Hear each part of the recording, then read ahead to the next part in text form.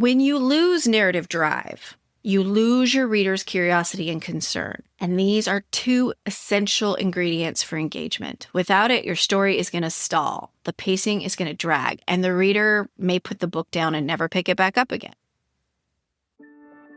Welcome to the Write It Scared podcast. I'm your host, Stacey Fraser, a formerly repressed creative soul turned fiction writer, story editor, and author accelerator certified fiction book coach. At Write It Scared, we tell the truth about why writing a novel is so hard by acknowledging that most writers grapple with two stories. The one they want to put on the page to the best of their ability, and the often subconscious internal story that prevents them from doing it. This show is designed to help you identify and rewrite the internal narrative holding you back while you discover and write the story you want to tell and learn all the tools to help you do that successfully. Join me each week for a new episode where we'll talk about writing to deepen our understanding of the craft and of ourselves as writers. Writing a novel is an inside job that we do not do alone. Welcome to Write It Scared. I'm glad you're here. Let's dive in. Hey, writer. Welcome back to the Write It Scared podcast. I'm your host, Stacey Fraser. And this is where we talk about the brave and messy acts of writing our novels so that we can do it with more clarity and more confidence. And today we are digging into a craft topic. This is one of those slippery craft concepts that can make or break your book, and it's narrative drive. Narrative drive is what keeps readers hooked, worried about your character, and turning the pages because they have to know what happens next. This came up when I was a guest on the Fiction Lounge podcast with Hannah Magnus and Jessica Collins a couple of months ago. And seriously, if you haven't listened to the Fiction Lounge podcast, go check them out. They are amazing hosts. They have great topics of conversation there. But our conversation that day got me thinking about how often narrative drive is kind of the missing piece in the manuscripts that I edit and in the books that writers struggle to finish. So today we're going to break it down. We're going to talk about what narrative drive really is, why it matters, and how you can use it to give your story momentum.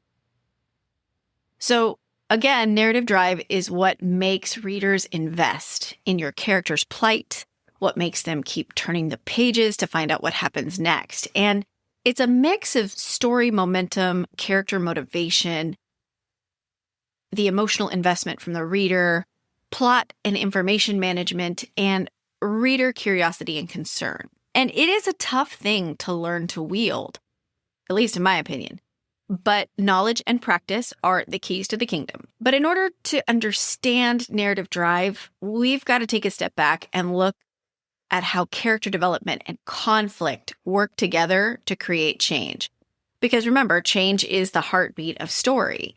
Story is just one big global change delivered through the accumulation of micro changes on the scene level. The main character's external and internal drives, what they want, what they fear, what they care about, that is what pushes the story forward. And that all comes from who these characters are, what they believe, and what they value. That's character development.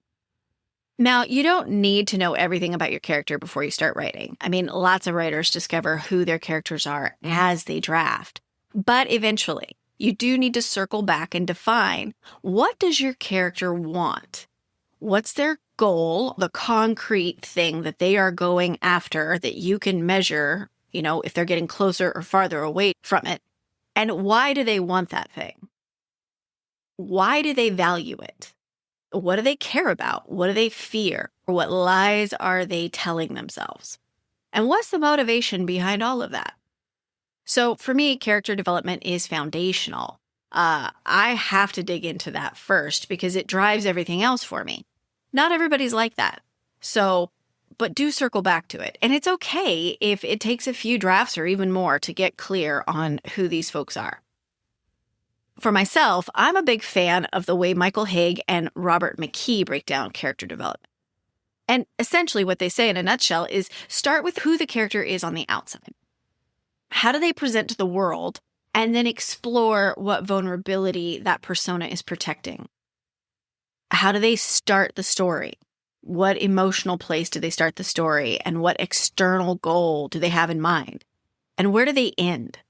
So what did the journey teach them about living this messy human experience? Did they change, or did the world about them change because they actually stayed the same? Remember, if there's no meaningful change in either the character or the world, there isn't a story.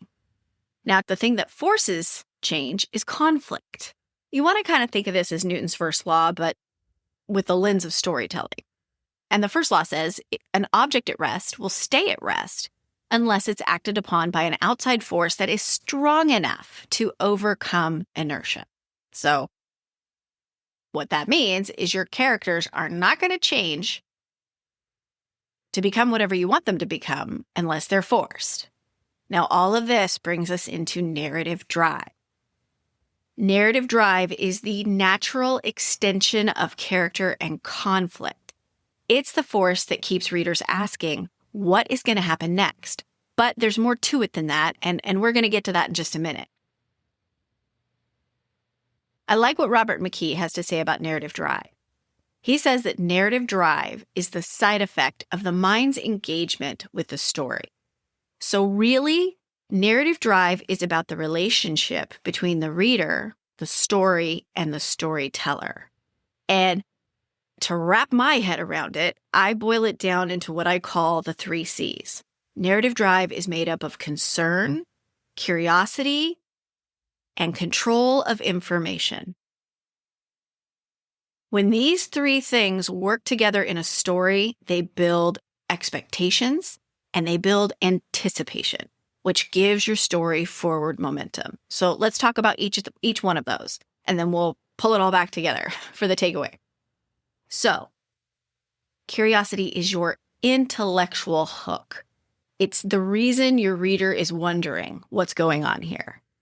So you might be planting questions that your reader wants the answer to, and big questions like who murdered the victim? Will the main character defeat the bad guy? Will the lovers make it work? Those big questions should take the whole book to answer. That's what we're reading for. Now, smaller questions for the reader to be curious about, those could be answered more quickly. But the payoff should always feel organic to the character and the plot. So ask yourself, at this point in the story, what am I making my reader wonder about? Now, the next piece of wielding narrative drive is concern. So this is the emotional hook. Now, readers don't have to like your character, but they do need to care what happens to them and understand where that character's coming from.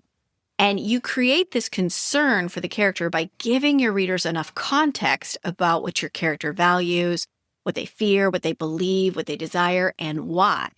So, in the draft, don't hold back on delivering emotional context.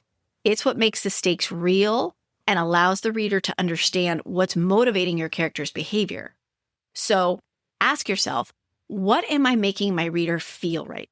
Have I given the reader enough insight into my character's emotions and their decision-making process for them to understand the action that my character's taking and anticipate what they might do next? Now, the last factor in narrative drive is control of information. And this is one that I think it's hard to get a handle on, and it's a tool utilized probably best in revision. But control of information, this is how fast or slow you're going to reveal information and how that controls the tension and the suspense in the book. Now, tension and suspense are closely related terms in fiction, but they are not the same. And I did a podcast episode back in season 1, episode 27. It was called How to Write Suspense and Tension in Your Fiction Novel. If you want to go back and hear the difference between the two, I will link that podcast episode in the show notes. But here's just a nutshell way to look at it.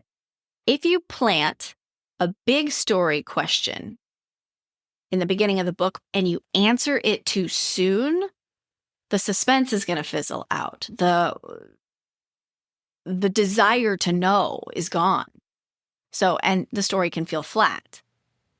If you delay paying off a question for too long when your character could reasonably be investigating the answers or should have put 2 and 2 together already, then you're going to have a frustrated reader. Neither is a good situation. So you want to ask, am I rewarding reader curiosity in a way that builds momentum? And again, to me, this is one of the hardest things to learn, but genre can really help you here. So a thriller is going to be more fast-paced and it's going to have tightly controlled reveals, whereas a romance might be more slow burn with emotional connection. And while kind of teases twists, or a historical or literary novel might take its time, but still layer tension through subtext and emotional stakes.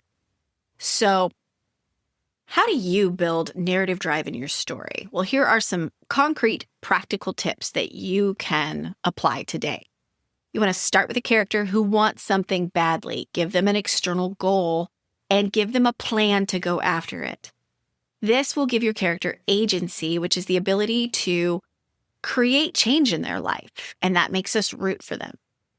Force that character to make hard choices. If they could say no to a choice in front of them and nothing happens, there's no consequence, rework it. Go back to the drawing board because that does not make a story. Show why the character values what they do, either in dialogue or with their action or through their interiority, through their thoughts and their feelings. This gives weight to their choices and to the consequences that they'll face. Plant story questions and pay them off in a way that continually builds tension and adds suspense. So think to yourself, well, I've answered this question, but that answer makes the reader ask an even bigger question, which builds into a single realization for the character and the reader, maybe a few pages or chapters later. Use cause and effect to link your scenes.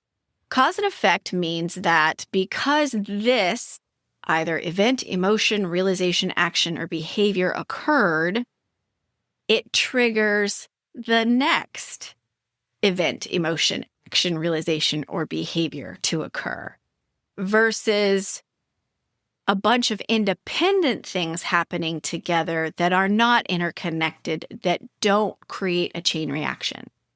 And you want to use that cause and effect chain within your scenes, not just between them.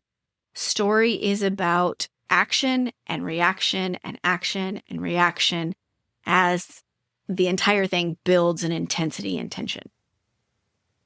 And finally, one of the most important things you can do to see if you're building narrative drive in your story is step back and ask yourself, am I making my reader anticipate anything? Another one of the best ways to learn how to wield narrative drive is to study stories that do it really well. So grab a book in the genre you're writing in, a book that made you say, holy hell, that was amazing, and then highlight the crap out of it. Ask, what's the character's goal? What are the stakes? What's the conflict they're facing? What choices do they have to make? And how do those choices move the story forward? What questions are planted along the way? How does the author make you care? How does the author make you worry about the character? How do they make you wonder what's going to happen next? And how are they controlling the flow of information? Now, this is probably a book you're going to have to read more than once to be able to pick these things out.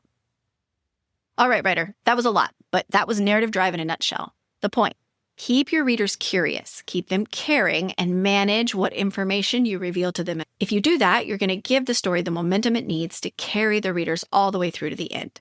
And if you want to hear more about this topic, go listen to my conversation with Hannah Magnus and Jessica Collins on the Fiction Lounge podcast. They are a smart, fun, dynamic duo, and they go deep into a whole bunch of stuff that writers wrestle with, everything from craft to mindset. So definitely go give their podcast a listen. Remember, writing a story is not just about putting words on the page.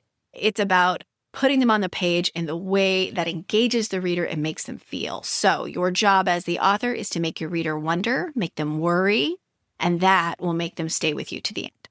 I will see you next week where I'll be back with a new guest. I can't wait. Thanks for tuning in. Have a great day. Thank you for listening to the Write It Scared podcast. If you enjoyed today's show, please make sure to hit the follow button so you never miss an episode. And please leave a review. Reviews help other writers like you find the voices and messages they need to hear to continue to write their stories. Let's lift each other up. Remember, you can be scared and still be unstoppable. I'll see you next week.